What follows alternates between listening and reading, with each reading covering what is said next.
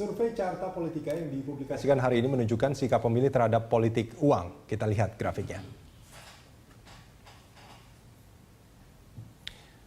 51,8% responden menyatakan akan menerima money politik meski belum tentu akan memilih pasangan capres yang memberikan. Kemudian 17,8% menyatakan akan menerima uang dan memilih pasangan capres yang memberikan. Sementara 25,4% menyatakan akan menolak pemberian money politik dan 5% lainnya tidak menjawab atau tidak tahu. Ini swing voters juga ini. Baik, soal ini kita... Ya. Pemirsa, kita akan membahas hasil survei itu usai jeda sesaat lagi.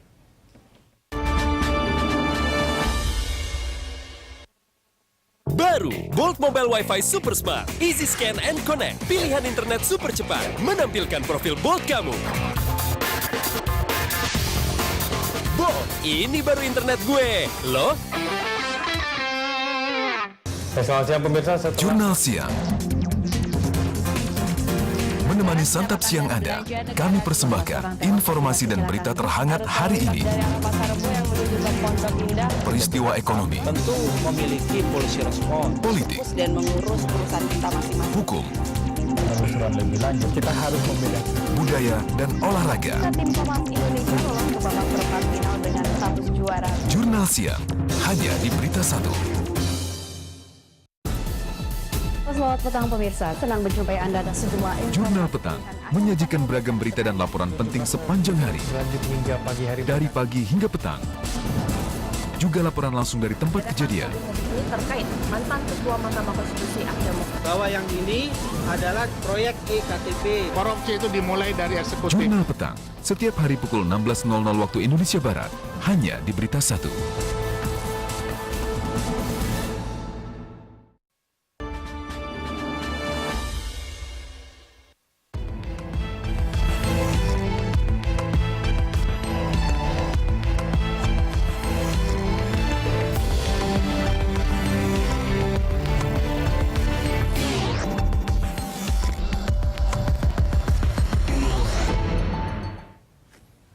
Ya, dialog kita lanjutkan kembali. Bang Ferry, ini kalau kita melihat hasil survei terakhir yang mungkin ini juga bisa menjadi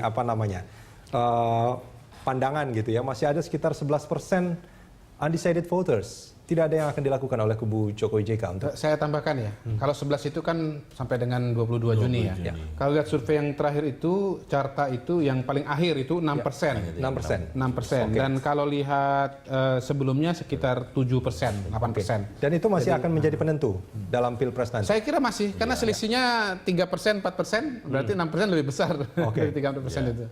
Gimana Bang Ferry? Ya, saya kira kita melihat bahwa tetap saja ada angka yang masih harus kita raih ya. Tapi kita juga melihat bahwa ada angka yang sebetulnya menurut saya juga menarik. Ada orang yang belum mantap pilihannya, ya kan? Walaupun sudah itu menurut saya ada kategori tersendiri. Hampir semua hasil survei mau jelek counter Jokowi mau bagus kita lihat di sisi itunya.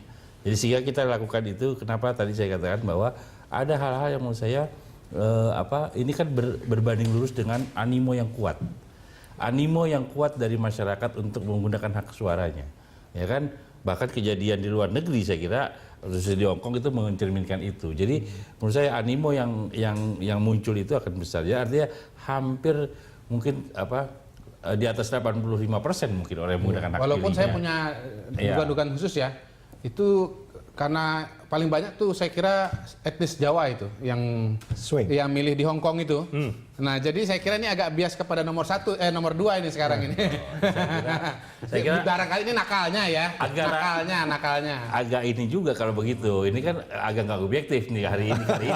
Karena nakalnya. Prabowo juga Jawa kan gitu. Kan sama Jawa. Jadi jangan memilah pada segmentasi itu. Kalau soal Jawa kita tahu bahwa faktanya kalau yang selalu kumpul di Victoria Park adalah banyak orang Jawa. Bahwa Jokowi Jawa, Prabowo juga Jawa. Jadi tapi partisipasi bagaimana tingkat itu bukan cuma di Hong Kong. bagaimana menjawakan Semuanya. ini menjadi tendensius itu menurut saya jadi rusak. Ya kan objektivitas kita. Tapi kembali kepada soal tadi bahwa animo yang menurut saya ini besar itu yang tinggi yang saya kira itu kita tangkap. Langkah yang akan diambil oleh Jokowi JK. Saya kira kita akan memperhatikan juga faktor bagaimana penyelenggara pemilu memastikan bahwa ada kemudahan, ada kemudahan pemilih dalam menggunakan hak pilihnya. Jangan dipersulit. Jadi orang yang tidak terdaftar, orang yang tidak terima undangan, orang yang kemudian saya kira beberapa hal sudah coba dilakukan di. Tapi begini Bang Ferry, dugaan saya ya, ini nanti orang yang antri itu akan bisa lewat dari jam 1. Di situ dilemanya. Kita udah ngalami pemilu legislatif kemarin.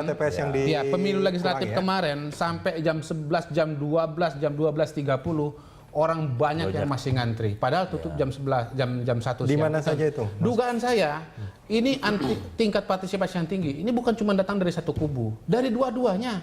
Kenapa dari dua-duanya? Pertama, masing-masing punya daya tarik. Yang kedua, selisihnya tipis. Ketika selisihnya tipis, semua orang merasa wajib untuk menggunakan hak pilihnya. Karena satu suara saja atau dua suara saja, jangan dituding.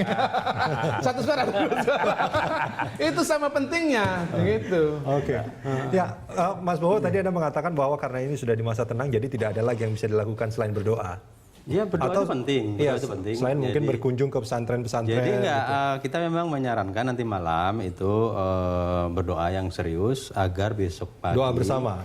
Bersama atau tidak bersama, karena ini juga bulan Ramadan, agar besok pagi itu hati-hati masyarakat Indonesia ini condong kepada pilihannya yang kita doakan. Dan apalagi yang 6% tadi itu. Yang didoakan itu yang mana maksudnya yang satu? Ya, jadi ya saya kan nomor 1. Jadi maksudnya gini, Mas Bowo kurang agresif, Pak. Jadi gini, 6% itu sangat menentukan. Kemudian biasanya ya dalam posisi seperti ini itu yang dia dianggap kurang itu akan ditambah oleh yang 6% tadi itu karena simpati kan. Gitu. Alasan apapun, apakah kasihan, apakah simpati, tapi gini apapun, Mas, kalau secara statistik 6% itu dia akan terdistribusi secara normal. Itu kalau normal ya Mas ya, tanpa ada intervensi. Artinya didoakan, kalau 6% nanti malam didoakan biar lebih banyak ke nomor 1 misalnya. Intervensinya spiritual rupanya. Nggak bisa bahas saya kalau begitu. Sekarang kampanye nggak boleh. Survei itu ilmu bumi, ini ilmu langit. Kita akan sambung ini di segmen berikut nanti.